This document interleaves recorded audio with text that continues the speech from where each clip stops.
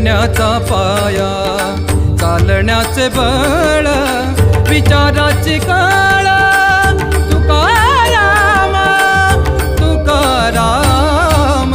जगण्याचा पाया, चालण्याचे बळ, जगण्याचा पाया.